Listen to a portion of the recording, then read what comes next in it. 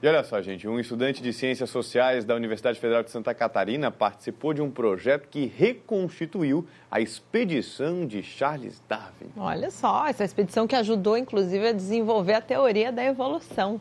Daniela Secom foi conferir como é que foi essa experiência desse aluno. Bom dia, Dani.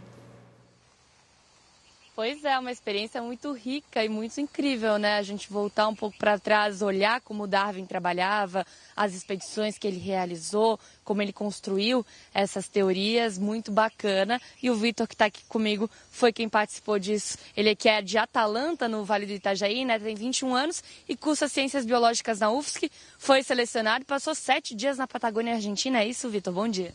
Isso, na verdade foram 7 dias no barco, né? A expedição é baseada numa vivência muito intensa em um barco com as condições muito similares às que o Darwin viveu nessa viagem através do Beagle, que passou por diversos ecossistemas ao redor do mundo. Então esses 7 dias foram de fato vivendo muito similarmente ao que Darwin viveu e também com projetos de pesquisa, né? Então assim como ele, a gente teve esse olhar atento para os ecossistemas de cada território e olhando para algumas espécies-chave. Então a expedição é baseada nisso, né? Olhar para o passado, para a expedição do Darwin e também para o histórico dessa espécie, para o presente, quais são as condições para que aquela forma de vida consiga viver, ter resiliência e ser conservada, e para o futuro, quais são as soluções possíveis e eficientes para que a gente de fato tenha a biodiversidade conservada lá na Argentina, mas essa é uma experiência também que vai inspirar a nossa atuação aqui no Brasil. Para falar para o pessoal de casa um pouquinho, Darwin é um nome bastante conhecido, mas para a gente relembrar qual que é a importância dele, não só para o mundo da biologia, das ciências biológicas, mas para o mundo mesmo. O Darwin era um profissional de diversas áreas, mas ele é mais conhecido por ter firmado a teoria da evolução, que é a teoria mais aceita, amplamente aceita pelos cientistas para definir, né, para explicar de certa forma como que as espécies surgem, né, como que essa especiação vai acontecendo a partir da evolução dos organismos pelas condições do ambiente, pela adaptação e pela busca por recursos. Como é que foi essa inscrição, teu interesse em participar da expedição, processo seletivo, como é que funcionou? Existe uma aplicação, todo jovem entre 18 e 25 anos pode fazer, de qualquer lugar do mundo. Após isso, há uma seleção, há uma avaliação bastante criteriosa do time do projeto, né, do Darwin 200, que é baseado na Inglaterra.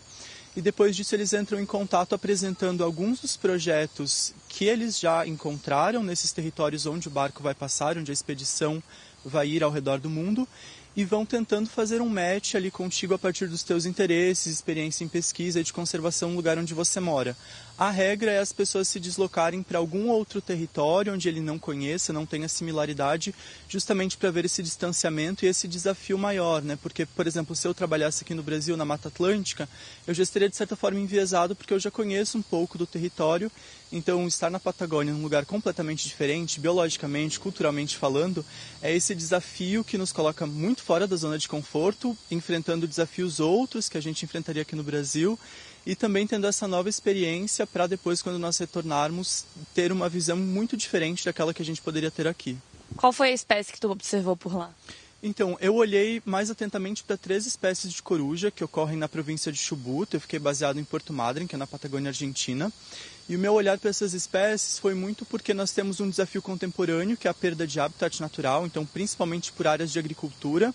E, ao mesmo tempo, pensar em estratégias mais de advocacy, políticas mesmo, para a gente conversar com os produtores rurais, porque as corujas desempenham um papel ecossistêmico muito importante de controle de pequenos mamíferos, e isso se conecta muito com o diálogo que a gente pode ter. Então, falando sobre controle de roedores, principalmente exóticos, mas também nativos, que trazem perdas para as áreas de agricultura também, que podem ser vetores de doenças.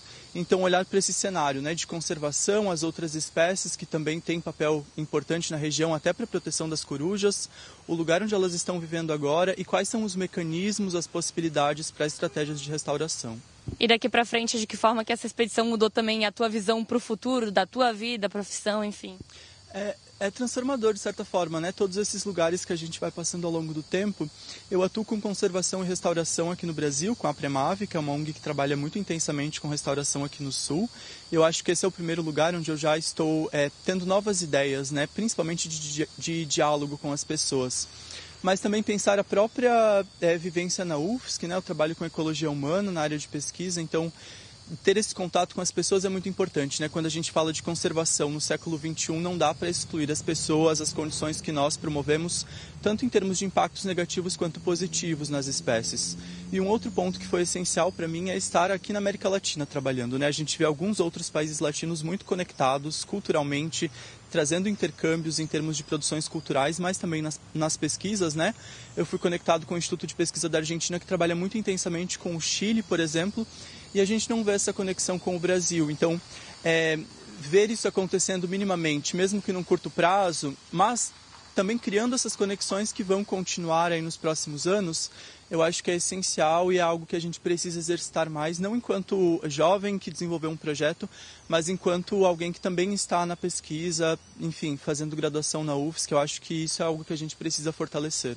Obrigada, Vitor. Parabéns pelo trabalho e pela viagem. Tá aí as informações de um jovem daqui de Santa Catarina que foi lá para a Patagônia Argentina para vivenciar o que há muitos anos atrás Darwin percorreu para criar o que a gente entende hoje por teoria da evolução. Eu volto com vocês no estúdio. Obrigada, Daniela, por trazer esse estudante inspirador para tantos outros, né? Impressionante o engajamento do Vitor nesse projeto e todo o conhecimento que ele trouxe na bagagem, né, Lucas? A gente estava comentando sobre isso. Exato. E a gente vai viajando junto, né? Conforme vai ouvindo e escutando as histórias. Muito bacana. Orgulho catarinense, orgulho nosso da UFSC para o mundo.